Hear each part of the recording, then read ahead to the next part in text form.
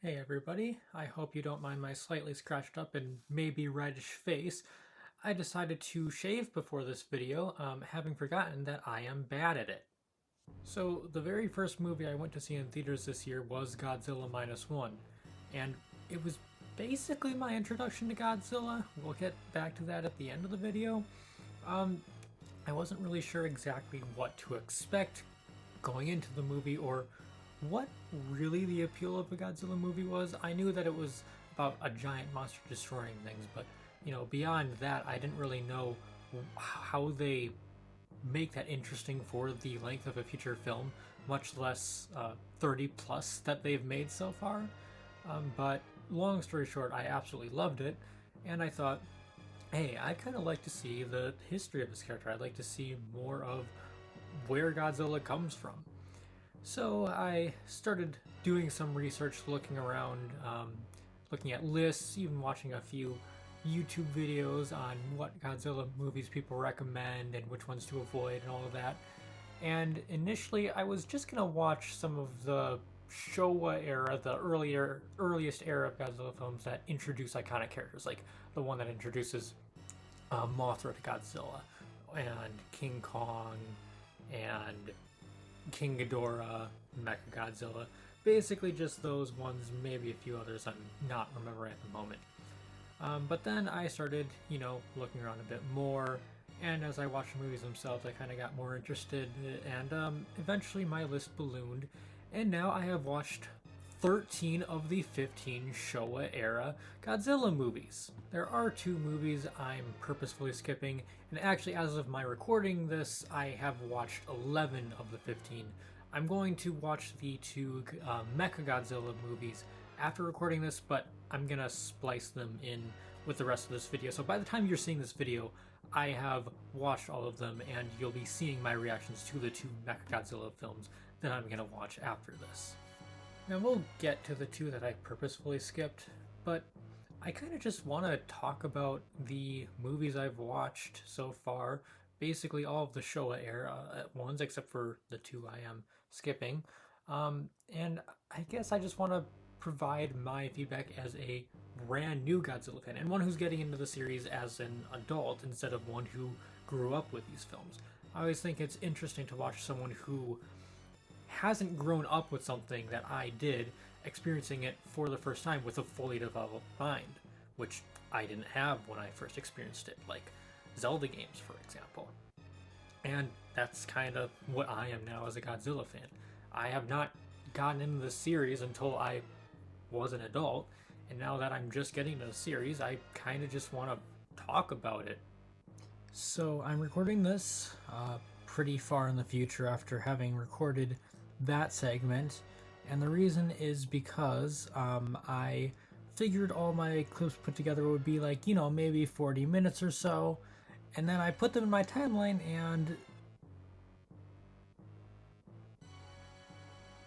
yeah, I don't want this to be a feature-length movie of me just rambling about Godzilla films. So I'm gonna give myself a 5-minute time limit per film here now, and try and much more quickly sum up my thoughts on each movie. I'm also going to give you a spoiler warning now. Initially, I went through every movie and talked about it without spoilers, then went back and talked about it with spoilers, but that made things so ridiculously long, which is why I ended up with a 2-hour runtime. So I'm just going to talk about each movie with spoilers the first time. And I also wanted to explain my tier list here. This top tier here, obviously this is going to be for the best films, and in the Showa era, I only have one film I'm going to give this tier. Godzilla is going to be for movies that are still very, very good, just not quite top tier, not quite comparable to Minus One, in my opinion. Watch with friends. Now, there's only going to be one movie in this tier too, but a secondary name for this tier is This Movie Sucks, Please Don't Skip It. There is one particular movie that I think is terrible in the best way possible, and I highly suggest you check it out with friends where you can laugh at it together. Skippable but fun, so you'll notice I have skippable but fun versus skippable. Skippable but fun movies are movies I still can recommend watching. And skippable movies, it's not that I would say I don't think there's any value in them. It's just I don't really think you should go out of your way to watch them unless you're really wanting to watch just about every Showa Era Godzilla movie, which even I didn't do that. And so after watching these movies, I kind of came away from them thinking, okay, I could have just skipped that one if I was going to skip any in these. Okay, starting off, we have Godzilla 54, and you've probably guessed, if you know the series, this is the best Godzilla film in the Showa era. And in my opinion, I do like -1 better, but this absolutely does come close to a degree. I can clearly see the influence of this movie on -1, and this is really the only movie out of any of these that -1 feels like it is trying to replicate. The rest of these movies, I would say, are more so about fun. This movie is much more about its messaging.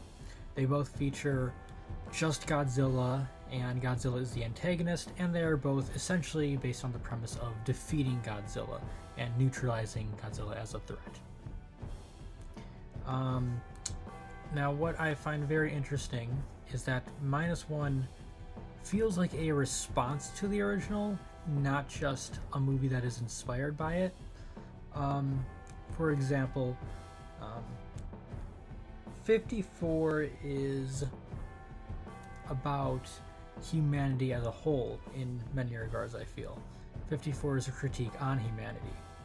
-1 is about individual characters, whereas 54, I would say, its characters don't exist to be intriguing people, they exist to present intriguing perspectives. For example, there's Yamane, who is a zoologist, and his whole deal is he dislikes the fact that others want to kill Godzilla. He wants Godzilla to remain alive, to be studied for its resistance to radiation, and simply because it's an animal and it's obviously an important historical find. -1 is much more about the individual characters and actually delving into their psyche. In fact, I would say in -1, Godzilla isn't just a metaphor for war and its damage. He feels like a metaphor for PTSD itself, or rather, he is almost an incarnation of the main character's PTSD. 54, I don't really feel has a specific main character. If there is a main character, it's maybe Emiko. I'm probably not pronouncing that. Emiko. Simply because the other important characters surround her are linked through her. There's the man she really loves, the man she's engaged with, Serizawa, the scientist, and her father, Yamane, the zoologist. Now, I had mentioned, I think 54 criticizes humanity as a whole. I feel like -1 really criticizes specifically government, not just the entirety of humanity. And by that I really mean 54 has a lot of scenes where it feels like it is looking at humans' responses to Godzilla and how we tend to fight amongst ourselves or only think of how we can use things as weapons. -1 actually feels like it is painting the human characters that we get to know in a positive light, and it is delving into how the government's inaction and how its treatment of specifically military veterans affects them in negative ways. The government's inaction in this movie in many ways, and its stubbornness, refusal to supply supplies to defeat Godzilla, plays a large role in -1. One thing I will definitely give 54 credit for over -1 is I do think it has a better destruction sequence. Now, -1 probably features more destruction. I think -1 Godzilla does kill more people and causes more damage, but 54 really shows the aftermath of Godzilla's rampage in a somber way that -1 doesn't quite hang on to as long. And -1, I give credit for having a much better action sequence, but 54 isn't really trying to be an action movie, so I can't really mark that against 54. It's just that is something I feel -1 does better. 54's ending is much sadder, and I think that is one other very big difference between the two movies, is that in -1, Godzilla really does feel like he is just there as a threat. In 54, you're supposed to empathize with Godzilla in a way. In the end, although he caused a lot of damage and although he caused even death, he's just an animal. He's just exploring his territory, or expanding his territory, after humans themselves unleashed him with their nuclear testing. They created Godzilla by testing their atomic bombs, or their hydrogen bombs, in the ocean, thus giving him a resistance, and they eventually disturbed his home, so now he is here to terrorize humanity. -1 Godzilla is kind of just he just kind of shows up to be a threat, and that's not a bad thing. I really like the terrifying -1 Godzilla, but I do think 54's Godzilla is maybe more interesting as a character itself, if you want to consider him that. And that's mostly how I feel about these two films. I think the main thing I want to mention here is I already find it interesting how even two films that are both painting Godzilla in somewhat of a similar light, painting him as the antagonist of the film, they both have very different ways of looking at Godzilla. One other way that -1 feels like it's responding to 54 is in 54, of course, Godzilla and the scientist Serizawa die together because Serizawa sacrificed himself. -1 is all about not doing that. -1 is all about the value of even just a single human life, and how sacrificing yourself, is it ever really worth it? It feels like it really wants us to ask that question in a way that the 54 maybe doesn't treat with such gravity. Now, this segment did go over 5 minutes, but that's because I'm really talking about two different movies here. But yeah, it's very interesting that even when painted in a similar light, these two movies have such different messages and have such a different philosophy in attacking Godzilla. And so obviously, as Godzilla gets further and further from this original incarnation, we're going to see much broader differences, and that's just an interesting concept to realize as someone completely new to the series. Okay, now Godzilla Raids Again I have significantly less to say about. Most Godzilla films are going to be in this range.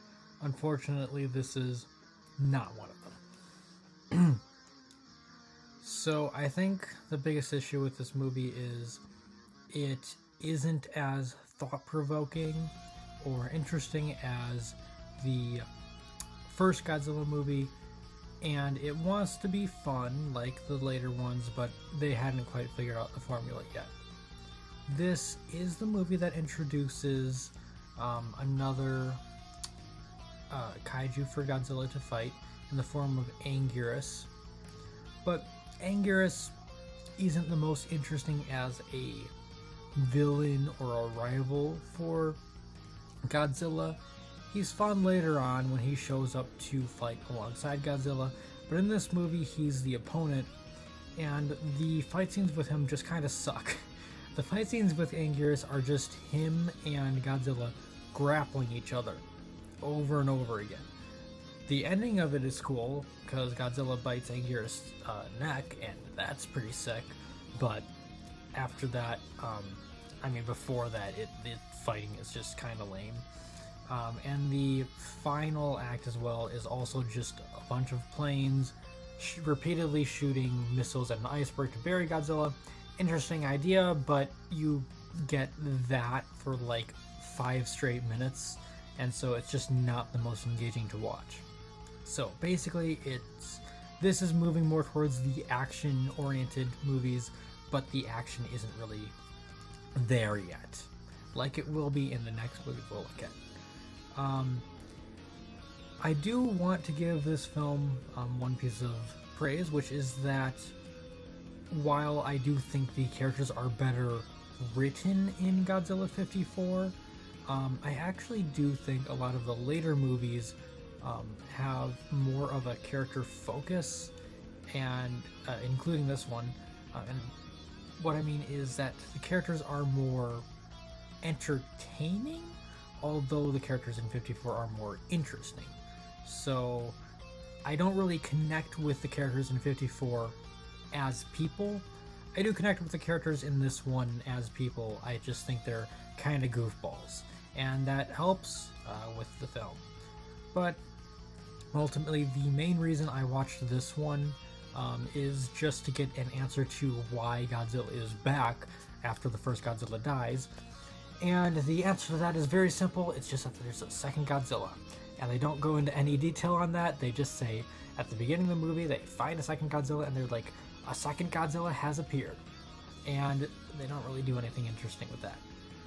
I think this movie had potential if they had gone in the route of actually exploring Yamane's interest in studying Godzilla. If they tried to maybe contain Godzilla in some way so that they could study it, that would have been cool. But no, it's just Godzilla is a threat and we have to defeat it again. I do like that in the end they can't destroy it like they could in the first movie, but it's just not as interesting.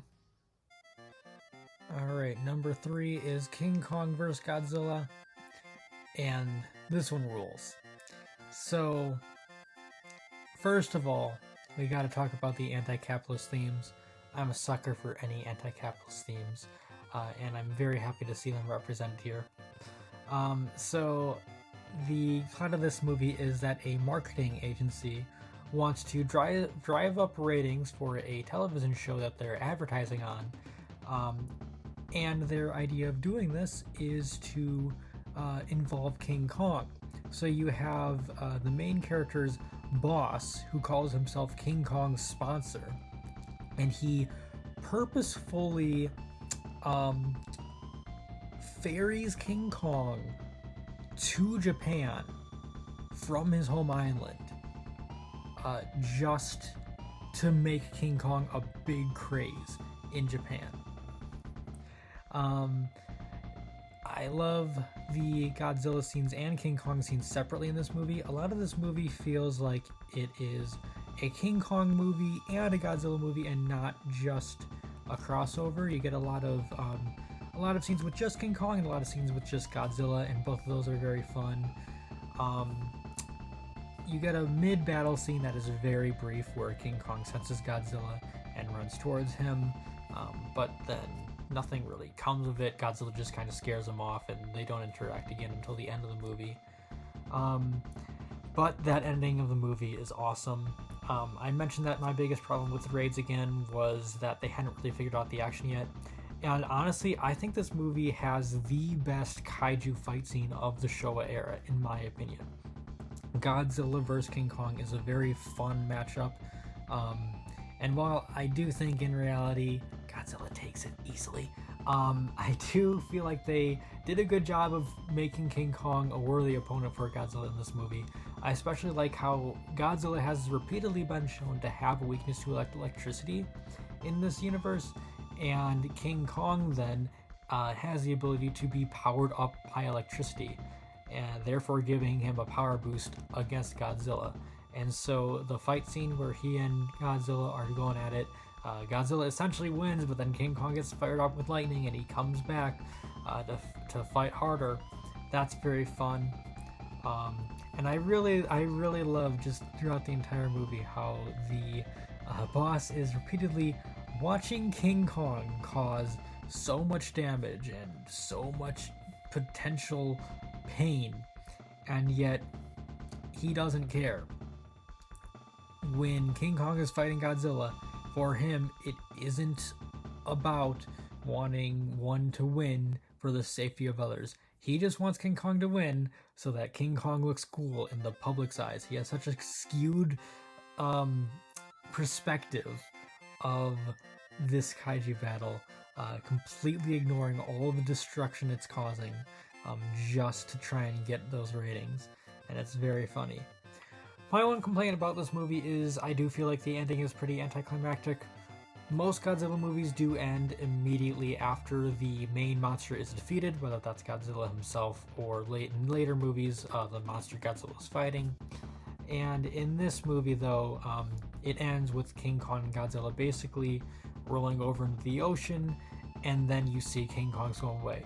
Now, does that mean that King Kong beat Godzilla and swam back to his island because his work was done? Or does that mean that Godzilla whipped King Kong's butt underwater and King Kong had to run away? It's not really clear, and it's just kind of an unfortunate ending. I get that they don't want to make one win because it's a crossover with a different studio and they want to paint both as equals, but it's just a bit disappointing to have it basically end in a draw and then immediately the movie is over with no preamble. Next up, we introduce a very beloved kaiju to the Godzilla universe, Mothra. I did not watch the Mothra solo film. I'm just watching the Godzilla movies, so my introduction to Mothra is Mothra vs. Godzilla. And I liked it.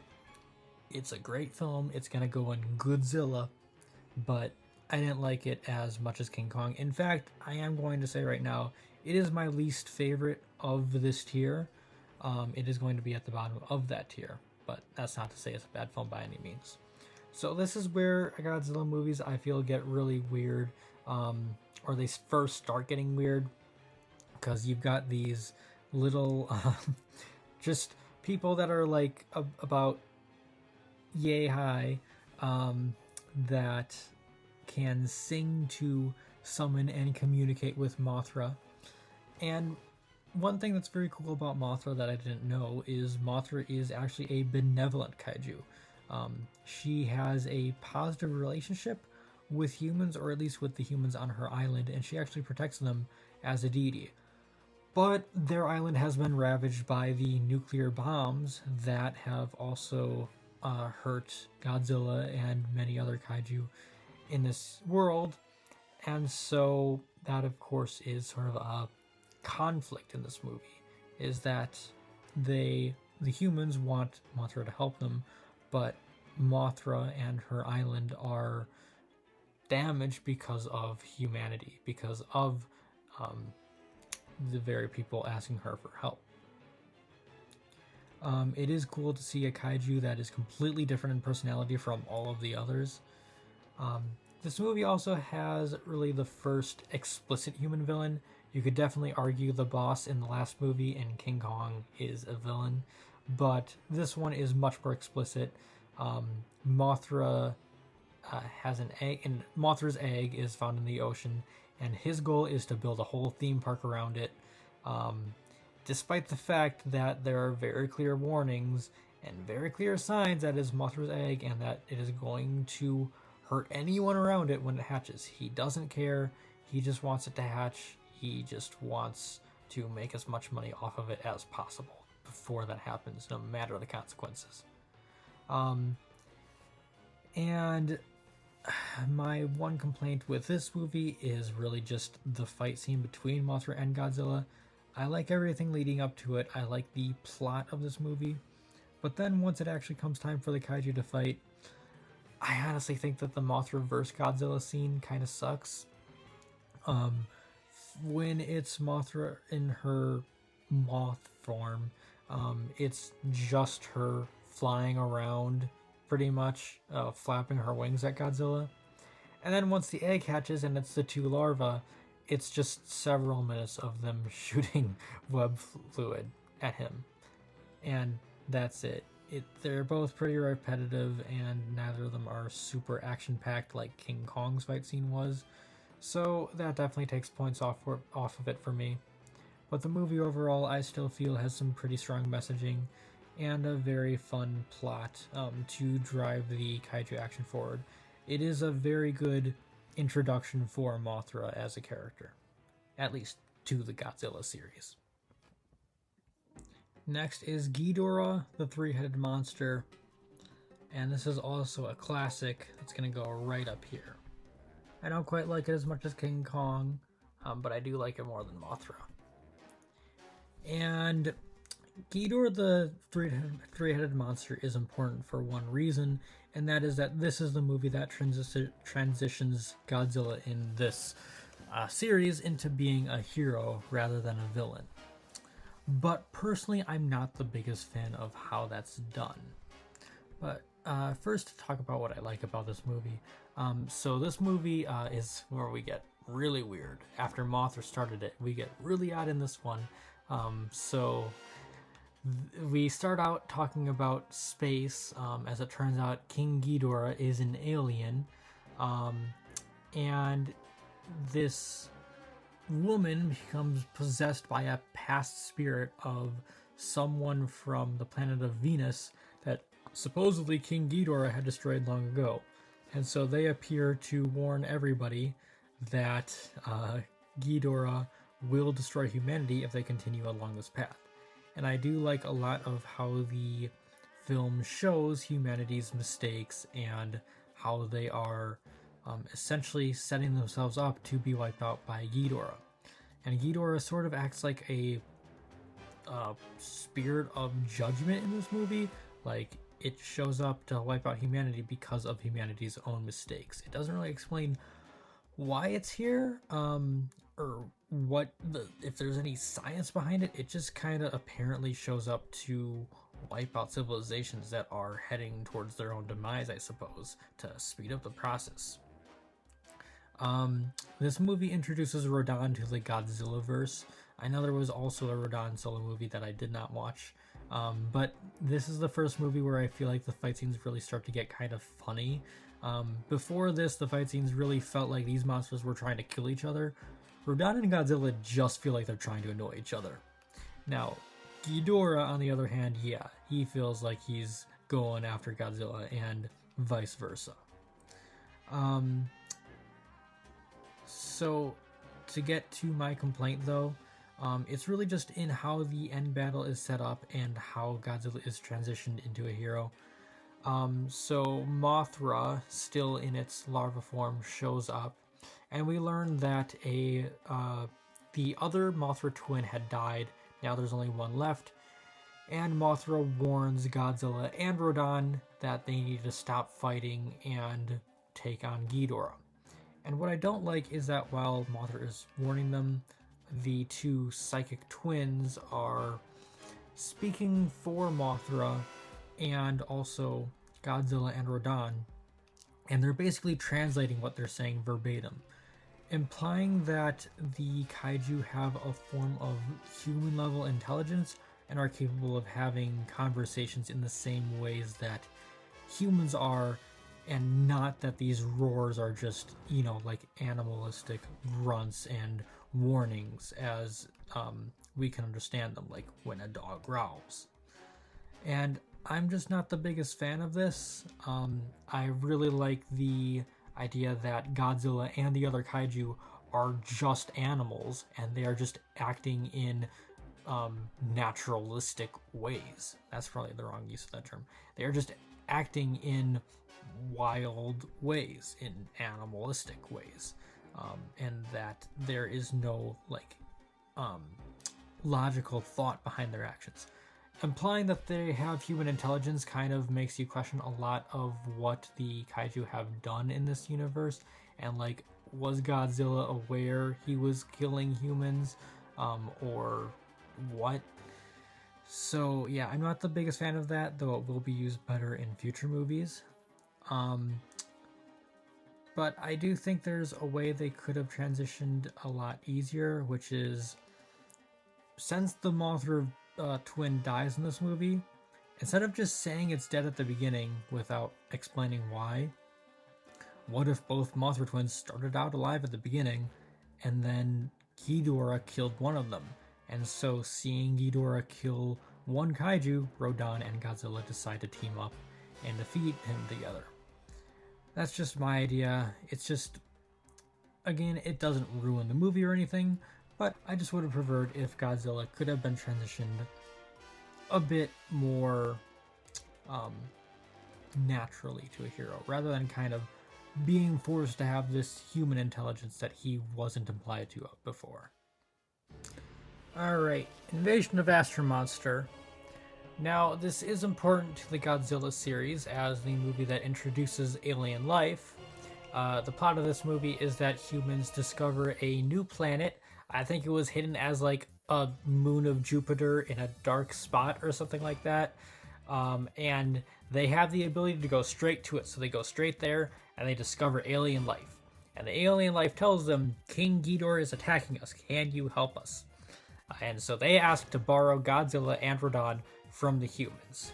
And that's basically the main premise of this movie. But then, of course, the little plot twist partway through is after they get Godzilla and Rodan, the humans just leave them there on that planet. And the aliens then use control devices and use those monsters along with King Ghidorah, which it turns out they were controlling the whole time, to attack the humans back. Now, there are many things I like about this movie. Oh, I should probably tell you where it goes. It's going to go in skippable but fun. There are many things I like about this movie. I think the aliens are very funny. The way they communicate alien life in this movie is to just have them do like kind of weird hand moves the whole time. So they're like... it's just kind of stuff like that the whole time. And they also name things with numbers, not words. But then every time they name something, it's like Sector 7 or Monster 0. So they're still using a word. They're just like using a generic word and then a number for the specific. So it's not really logical. It doesn't really work that way. And that's pretty funny. I love Godzilla's victory dance when he defeats Ghidorah on the moon. But the reason I put this in skippable but fun is that these are not the aliens we see throughout the rest of the Godzilla movies. In fact, there are no aliens we see throughout the rest of the Godzilla movies. There is one race of aliens that will actually return in the series, and it is not these ones. So while it does introduce alien life, it doesn't introduce an ongoing threat. It just introduces one species of aliens that's going to attack the Earth in this series.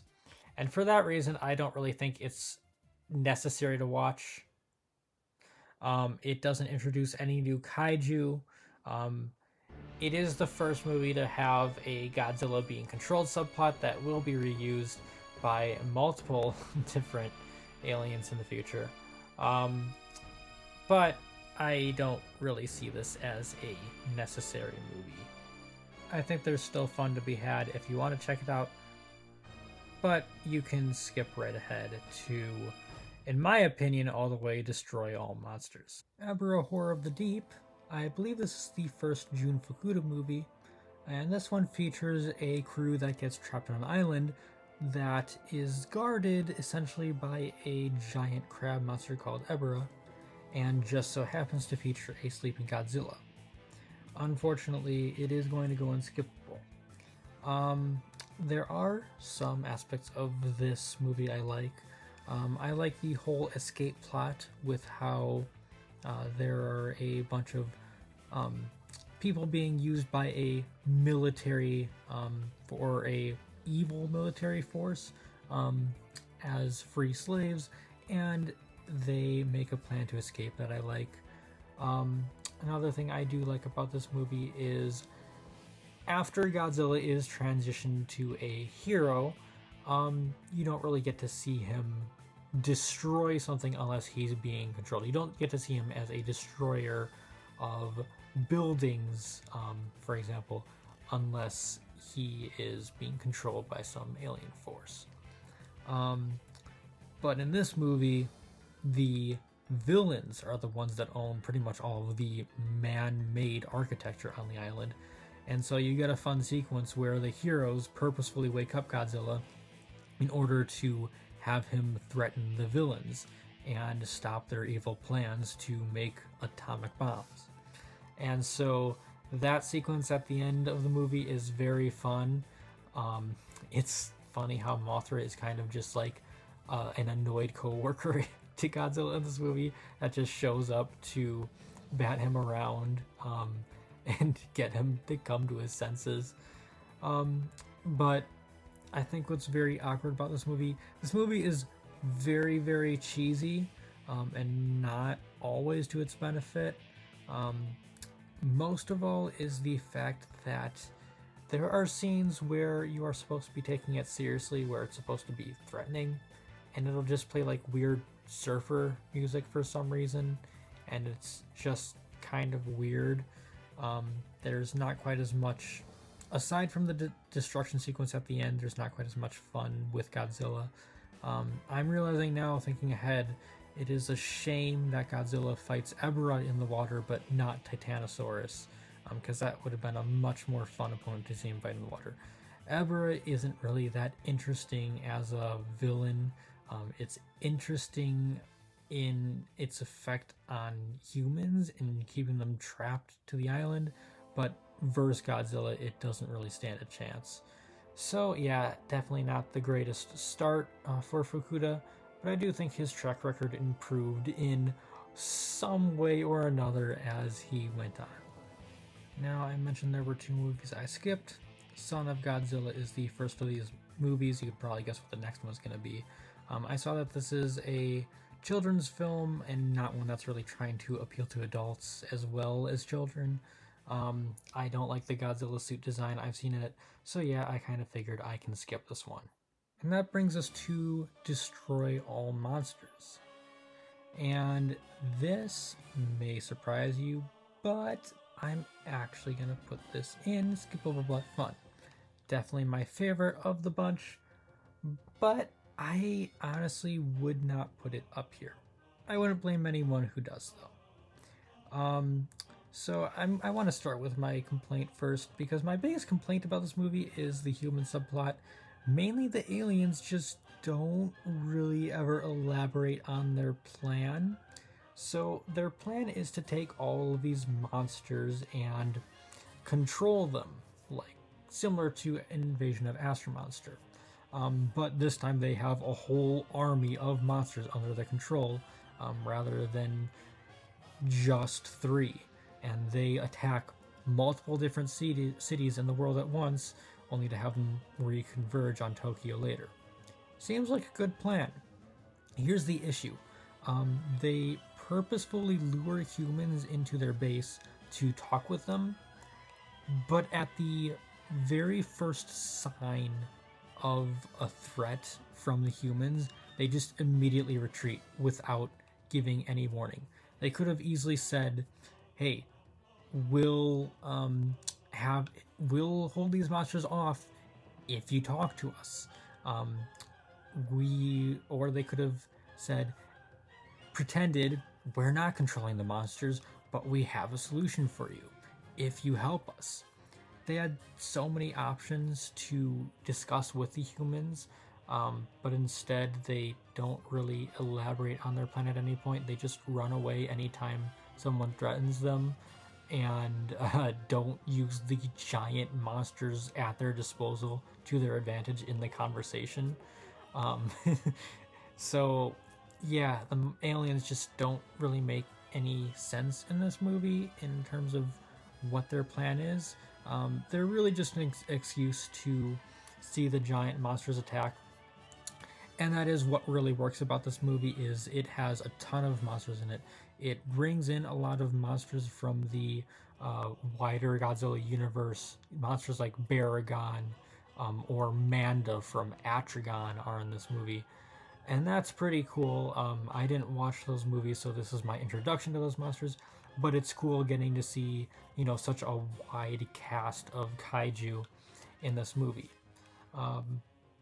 One thing I do like also in this movie is at the very end when Godzilla, the humans actually managed to reconfigure the control devices to control the monsters themselves and absolutely just body Ghidorah together.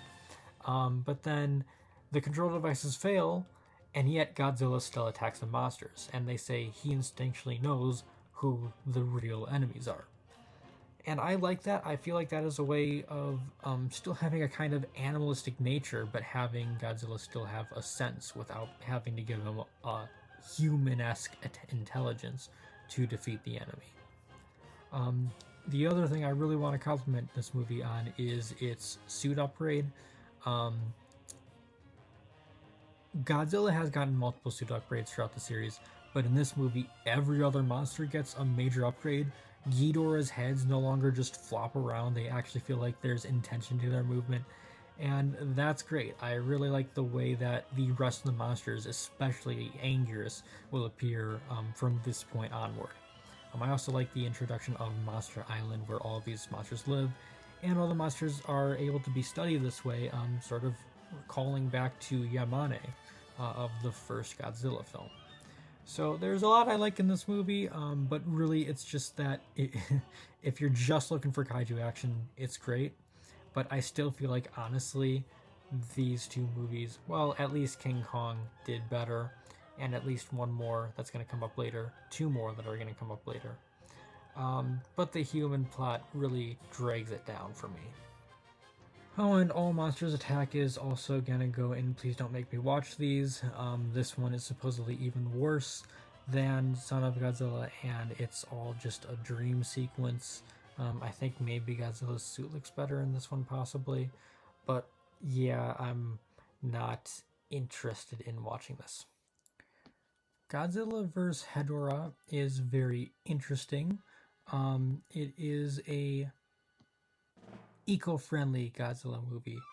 And with this being a kaiju that isn't in the big five, you might wonder, how good can it be? Godzilla vs. Hedorah is awesome. I love this movie.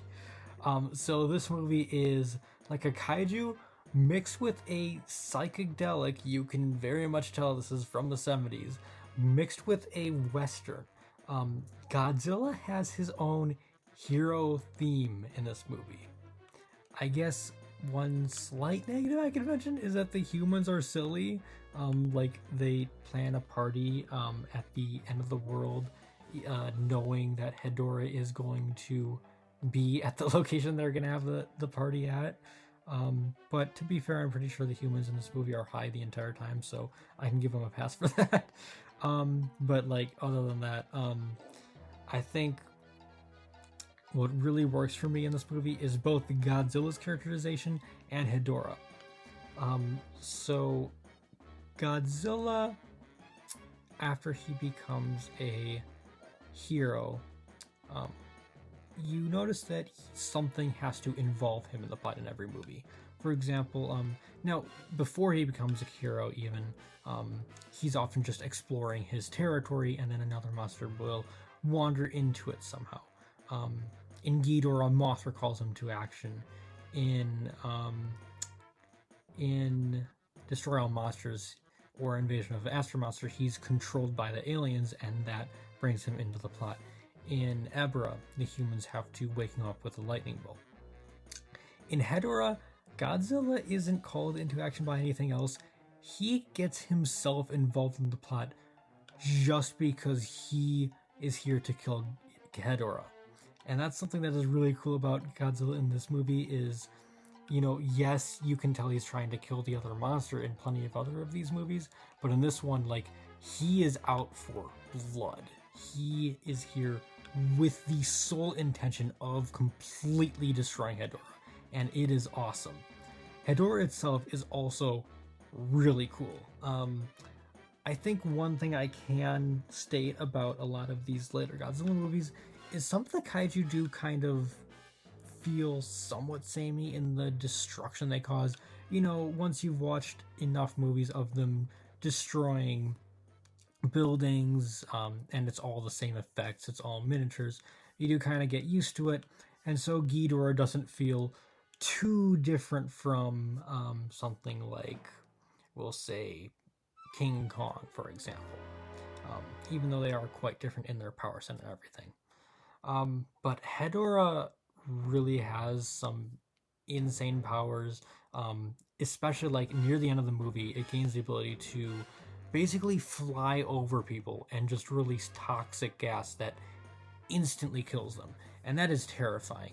Hedorah is scary to Godzilla in this movie, but it's especially scary to humans, and that's just really cool. I like seeing a kaiju that actually retakes the horror mantle of this series and really plays with that.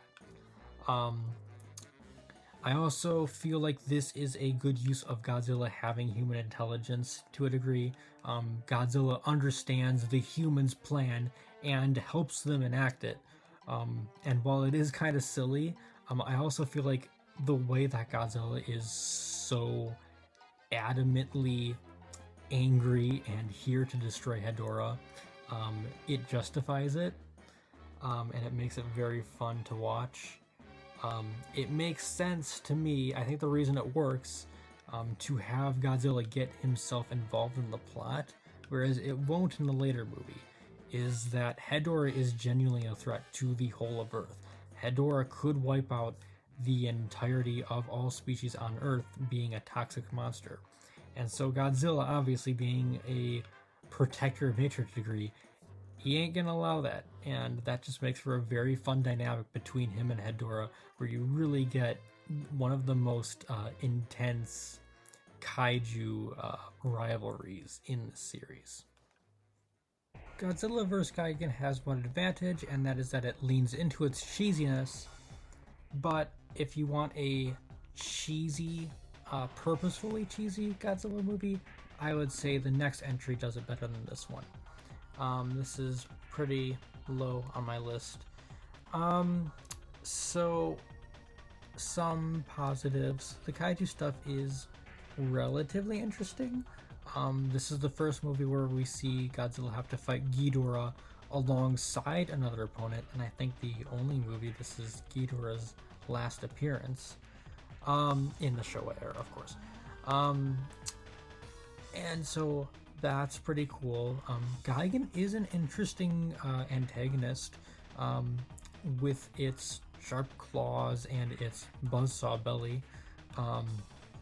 It is the first Godzilla film in which Godzilla bleeds, and so that is also interesting.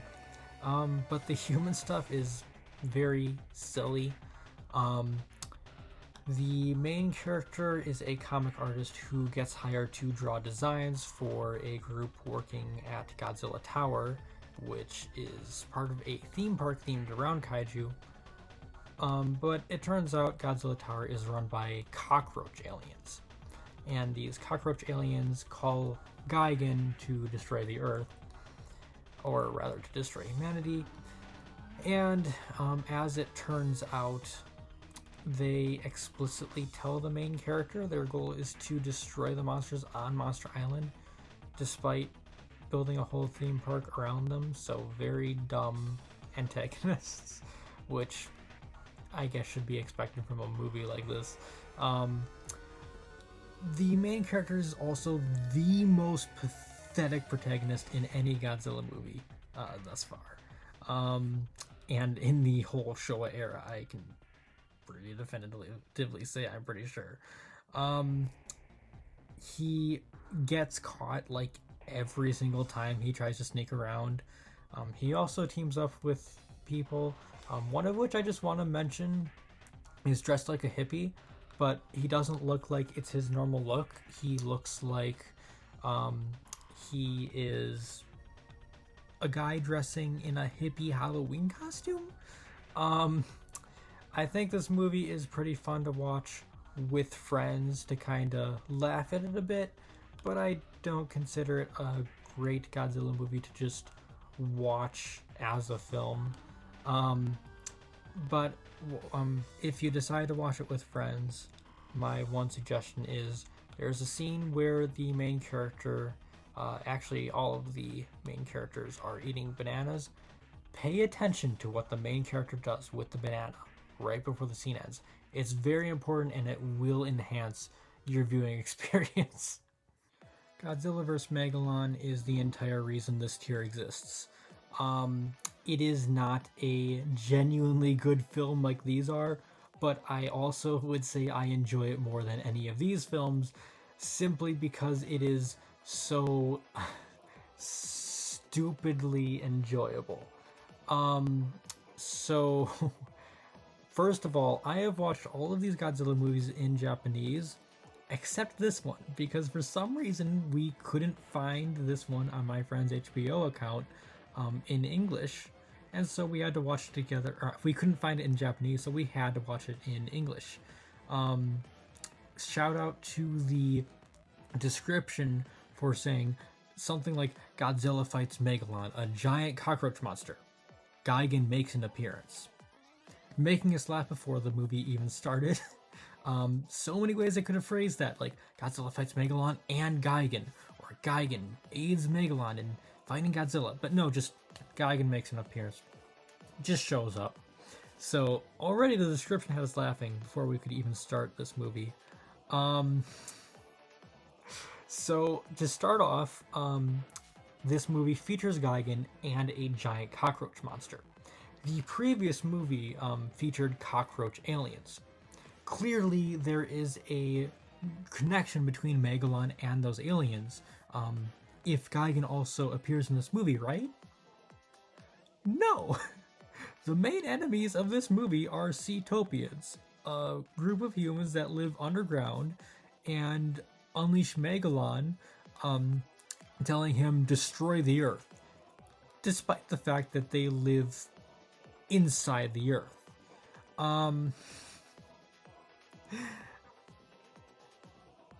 Gigan makes an appearance because they ask the aliens for a helping hand, and the aliens are like, sure, we'll just lend you Gigan. So that immediately sets the tone of this movie, and that's how Gigan gets involved. The English dub greatly enhances the experience, I feel. I'm very glad we didn't watch this in Japanese because the child's dubbing is so bad and it really lends to the overall atmosphere of this movie. The scientists, the main characters in this movie, are working on a robot named Jet Jaguar. And Jet Jaguar is programmed to prioritize his own survival, which means he can reprogram himself. And so he reprograms himself to be able to grow to the size of a kaiju. Yes, he reprograms, he codes a physical hardware modification. That is definitely how technology works. It's great. Humans survive things they absolutely should not in this movie. There's a scene where the drivers are being paid to drop these humans off into a dam, basically. The main character's off into a dam without knowing it. And then the main villain in the truck with them attacks the people they're paying. So at this point, the people being paid, they know something's up, and the villain gets thrown out of the car. So they have no reason to continue their task, right? They still do. They still go to the dam and try to drop off the humans for no reason. Godzilla only appears before the final battle to travel to it. Megalon goes and warns him, and then he does not appear until literally the final battle. He appears, but he's literally just traveling to it. And the final battle is amazing. It's just a wrestling fight, which means they're posing the entire time like this. And they are treating it like a tag team wrestling match where they will literally celebrate and hype each other up as they are fighting each other. Every time one of them gets a hit on the other, their partner will hype them up, and it's amazing. Megalon sucks. Please don't skip it. Watch it with your friends. Now, with Jun Fukuda having most of his success in embracing the cheesiness, where is Mechagodzilla gonna be? Maybe it'll be in Skipple but fun, or maybe it's just not that great. Maybe it doesn't embrace it enough. No, no. Mechagodzilla is my second favorite Godzilla movie of the Showa era. I love it. I feel like this is Jun Fukuda actually trying to be a bit more dramatic, and he nails it. So there's definitely cheesiness in this movie. The human plotline is still pretty cheesy. You have ape aliens that are controlling Mechagodzilla in order to, of course, take over the world. What else? And their like little fight scenes with the humans can be pretty funny at times. There's one near the beginning of the movie that's just really awkward in a very funny way. But the kaiju stuff in this is where things really shine. The lead up to the mid battle is awesome. It starts out with Mechagodzilla actually disguising itself as Godzilla, and it attacks Anguirus and breaks Anguirus' jaw, and Anguirus calls out for Godzilla, which is how Godzilla gets involved in the plot. Then later on, Mechagodzilla shows up at this power plant, and Godzilla shows up to battle it, and everything's on fire. It's at nighttime. It is one of the coolest looking battles in this entire Showa franchise, genuinely. And this battle actually ends with Godzilla basically losing. Now, it's kind of a tie with Godzilla temporarily knocking out Mechagodzilla to the point where the aliens need to capture a scientist to rebuild him or to repair him. But Godzilla still takes a pretty bad beating, and in fact, he actually has to undergo physical conditioning in order to refight Mechagodzilla. Godzilla, as I've said, is shown to be affected by electricity the most, and Godzilla actually purposefully endures a lightning storm in order to gain the ability of magnetism. And while magnetism is kind of funny as an ability to defeat Godzilla, it's a really cool scene, just showing Godzilla actually have to strengthen himself in order to beat a foe. And the final battle may not quite be King Kong level, but I still feel like it shows the strength of Mechagodzilla, and Godzilla gets pretty badly beaten in this one too, even with a partner to help him in the final battle. He gets pretty badly beaten before using his magnet powers to finally destroy Mechagodzilla. I would say overall, Hedorah is the scariest kaiju for humans. It's the scariest in its ability to destroy humanity, but Mechagodzilla is, I think, the scariest for Godzilla. It is the most threatening opponent for Godzilla himself to defeat, in my personal opinion. So I don't feel like the final battle is quite as good as King Kong. I would still say King Kong vs. Godzilla, that final battle is the best kaiju battle in the series, but Mechagodzilla has two great battles, and a solid enough human plotline to carry it through too. So Mechagodzilla is, I think, my favorite kaiju from seeing this movie. Please ignore Terror Mechagodzilla's current placement. I had to redo this take, and now it won't let me take it off of the graph, so it's not actually in this tier. I did watch it. So I really loved Mechagodzilla from Jun Fukuda, but Ishiro Honda owns 3 of the Godzilla movies in this tier, and my favorite Godzilla movie of the Showa era, the original. So what is he going to do with my favorite kaiju?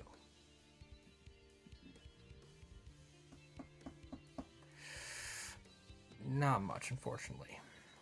And I'm very disappointed to announce that. This movie has an ongoing theme of having things that start out great and then just kind of deteriorate as the film goes on. I feel like this movie wants to be a human-focused Godzilla, specifically centered around the character called Katsura, but it falls flat for many reasons. Just doesn't feel like it goes far enough. So the main plot of this movie is there's a kaiju called Titanosaurus. Long ago, this scientist called Mafune found Titanosaurus, and he wanted to do experiments on it and not only prove its existence, but also actually mind control it. And the scientific community disagreed with this, and they essentially exiled him. And so he hates humanity. And of course, his daughter is roped into this and into helping him with his schemes. And this involves a laboratory accident where she is harmed, and the aliens from the previous movie, Godzilla vs. Mechagodzilla, they return and they essentially make her into a cyborg to save her life. But this means that she is reliant on their technology in order to live. And that makes for a very interesting character that they don't do justice.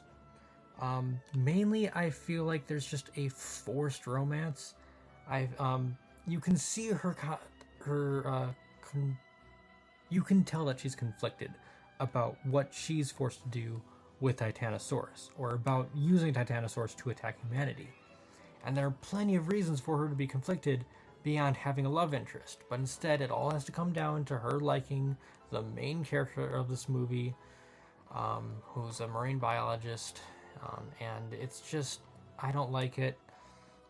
They also have the thing where she's like mind controlled, when I feel like the fact that she is reliant on the alien technology is enough to force her to do what the aliens say, and it would also be more powerful when she breaks out of the spell, if she isn't in a spell.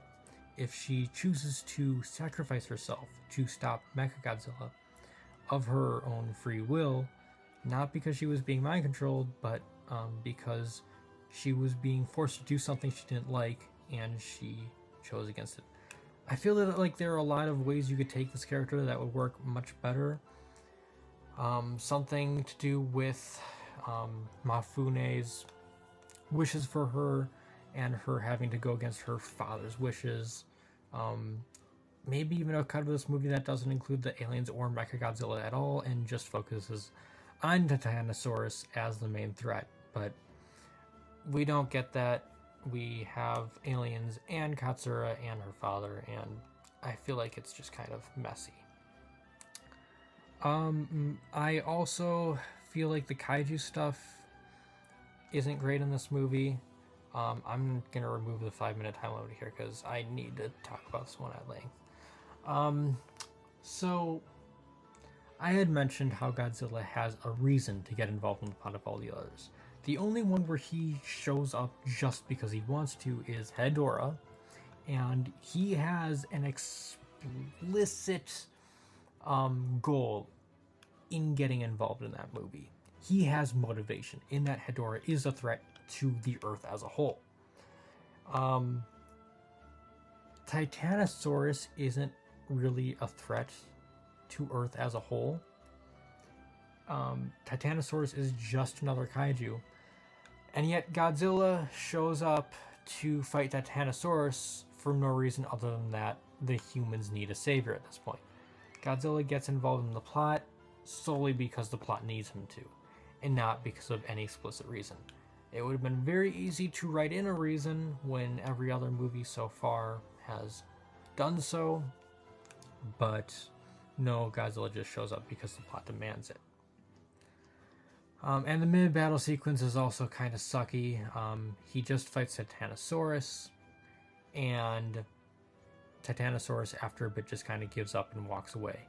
And that's it. The final sequence gets a bit better. It starts off a bit better.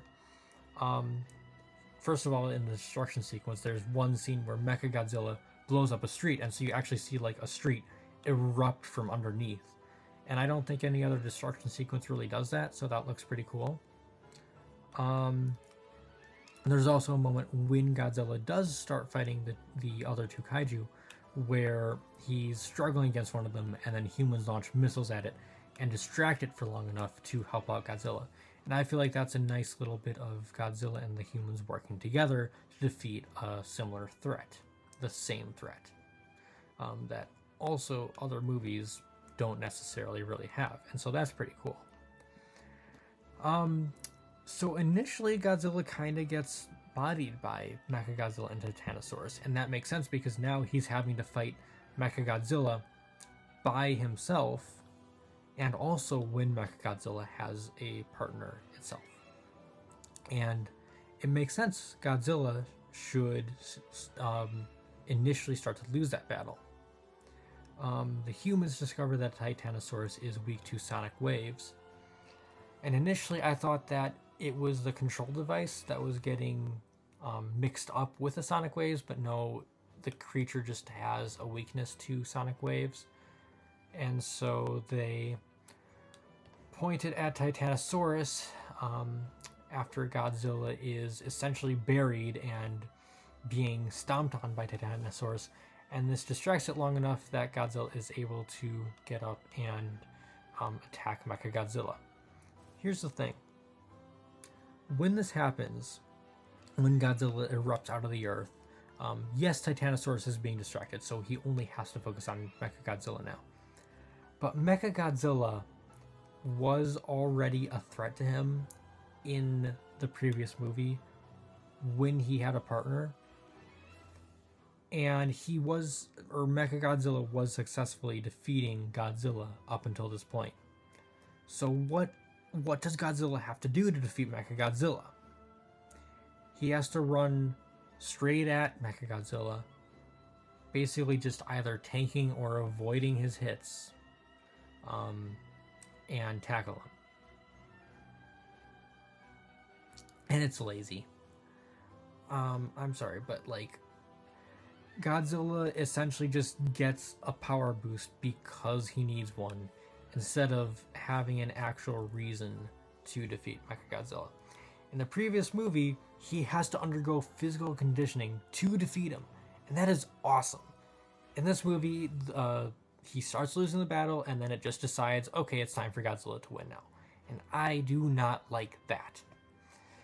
I also feel like Titanosaurus is kind of forced to be a villain after Mechagodzilla is defeated, and after Katsura sacrifices herself to destroy Mechagodzilla's controls.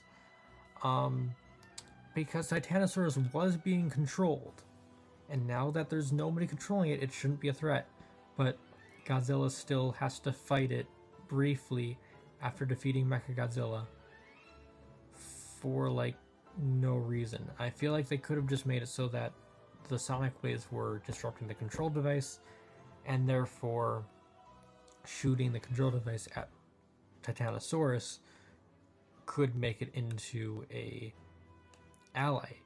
They could have even had it be an ally that helps Godzilla defeat Mechagodzilla, and that's how he defeats it in this version.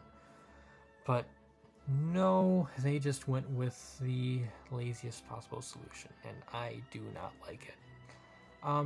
It is unfortunate that things end on this note, but I've still enjoyed the vast majority of these movies.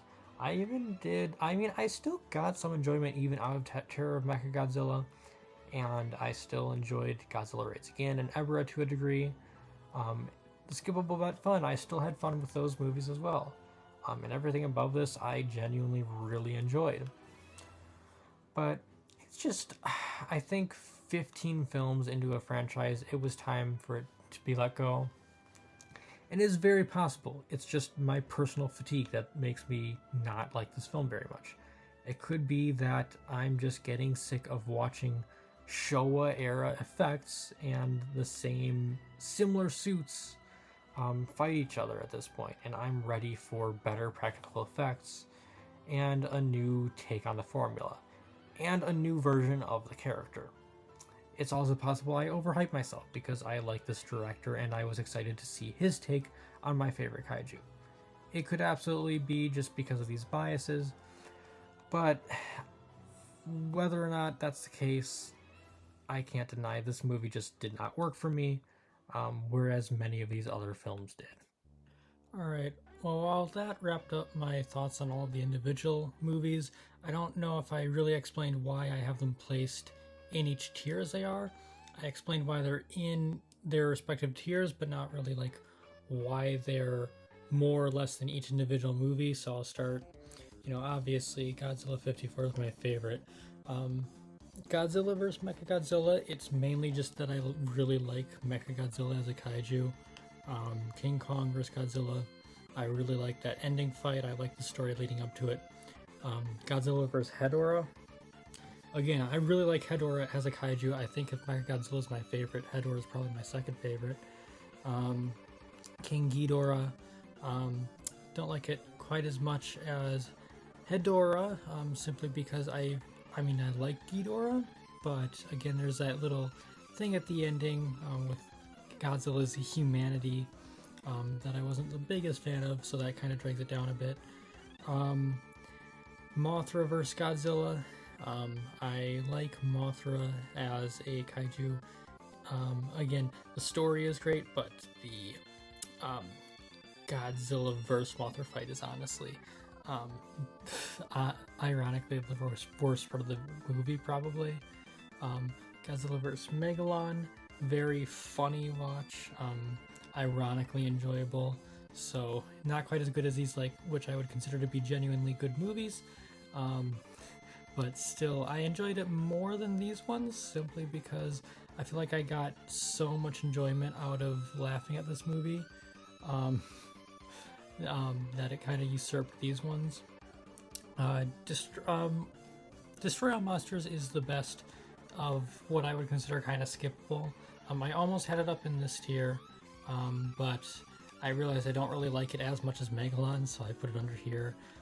Again, the action is great, it's just the human story is not the best. Invasion of Astro Monster, if the aliens that were introduced in this movie carried on to future movies, I would put this up here, but because it's a one-off villain, I put it down here because it doesn't introduce any new kaiju or anything, so I don't consider it quite as good as Destroy All Monsters, even though I actually do think the aliens in this movie are a bit brighter than those ones. Gigan, Godzilla vs. Gigan.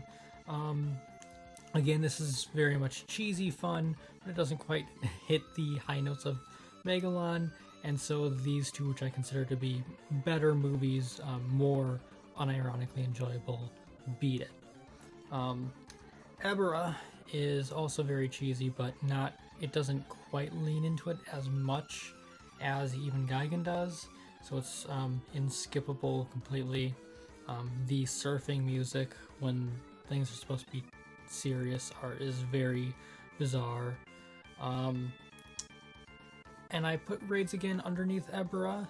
That might be a hot take, but for this one, these two are pretty close together, I would say. In fact, all three of these are kind of close together to a degree. But I feel like Raids Again, it just doesn't have the... it's trying to do the first movie again, but it doesn't quite have the same tone. It's a bit too bright, if that makes any sense, and it doesn't have the kaiju action of the later films, so it gets a pretty low score overall. And then Terror Mechagodzilla, if there's anything here that's gonna upset some people, it would not surprise me to find out that most people absolutely love or consider this one much better than this tier, than either of these two movies at least. But for me, again, it's that this movie shows a lot of promise, and I was really digging it when it started out, but so many little changes, things didn't even mention, like the alien design is changed even though it's the same aliens, and the human story doesn't go as far as I want it to, and Godzilla, the kaiju battle does not end in a creative way. They just kind of decide it's time for it to be over. A lot of this movie feels like it phoned it in at the very end, and it's not my favorite, unfortunately. So yeah, and then obviously I didn't watch either of these. These are kids films that don't really try to appeal to adults as well as kids. They just try to be kids films from what I've heard, so maybe one day I'll go back and watch them, but for now, this is my list, and I genuinely do want to hear if any big Godzilla fans find this video. I genuinely do want to hear your opinions on this, because I'm very curious, what's a hot take here, what lines up with what most people would say, etc. Brilliant. Let me just immediately spill soda on myself as soon as I start recording. This is awesome. So when I initially started this whole marathon, my first instinct was to skip a lot of the Showa era films. I really only wanted to watch these movies in order to see like the origins of these characters. So I just wanted to watch the ones with the big Godzilla villains like Ghidorah or Mothra or Mechagodzilla, and kind of just skip over the rest. But then as I started watching them, I ended up just genuinely enjoying these films a lot more than I thought I would. I didn't really think there would be much enjoyment for me watching guys in suits fight each other, but it was really fun. And as I found out, actually there are a lot of Heisei and even Millennium films that feature Godzilla as a guy in a suit and not as CGI. So yeah, I guess it's good that I enjoy it, because that's what I think the majority of the series is gonna be. And while I may have spent a while complaining about the one movie I have a vastly negative opinion on, I did genuinely enjoy all of them. And in fact, I'm gonna say I still liked parts of Terra Mechagodzilla. There are just a lot that didn't work as well for me. So now, of course, the question is, what's next? And well, I have already decided I'm gonna watch the Monsterverse first films next. In fact, I may have already watched a couple of them. When I say Monsterverse, I'm referring to the Legendary Verse, the modern American ones. I was initially not even sure I was going to watch those, period, but yeah, now I think I am. The only Godzilla movies I'm not really interested in at all now are the anime trilogy, because I've heard it's not great. An anime trilogy of Godzilla sounds like it should be awesome, but apparently they've messed those up. That's very unfortunate to hear, but I am looking forward to hearing or to watching a lot of these films. But the question I want to pose is, what order should I go in? So after I finish watching the Monsterverse, should I go back to Heisei, then watch Millennium movies? Or should I maybe even mix it up a bit, do some Heisei, do some Millennium? Or would you recommend saving Heisei for last? Because I know that has a very strong continuity as a series. And I mentioned at the start that while I was considering -1 to be my real intro to Godzilla, there is technically another movie I watched as a kid that counts as my true introduction. But given that I barely remember any of the movie, I can't really say it got me into Godzilla, and that movie is the Roland Emmerich film that nobody likes. Now, if this were just a normal ranking, I would probably just skip over this one entirely. But given that this was technically my first Godzilla movie, and I also have this distant memory of my dad complaining about this movie because of a scene where the characters are running through a hall full of raptors and they just don't get hurt whatsoever. And that's like a core memory for me. It's like the first time I remember anyone ever complaining about a movie I watched. Because of that, I really want to check this out and just see how bad it gets. I'm genuinely excited just to see how bad of a film this is. And so where would you recommend throwing that in with there? I was initially not planning to watch the MonsterVerse next, but with Godzilla X Kong: The New Empire out right now in theaters, my friend asked me to see it, and I was like, well, guess I'll start checking out those movies. So I've now watched the first Godzilla from 2014 and Kong Skull Island, and I'm gonna record my reactions to those very shortly. But yeah, if you are a Godzilla fan and you found this video, tell me what you thought. I just genuinely want to talk about this series now because I ended up liking it more than I expected to from the start. So yeah, thank you for watching.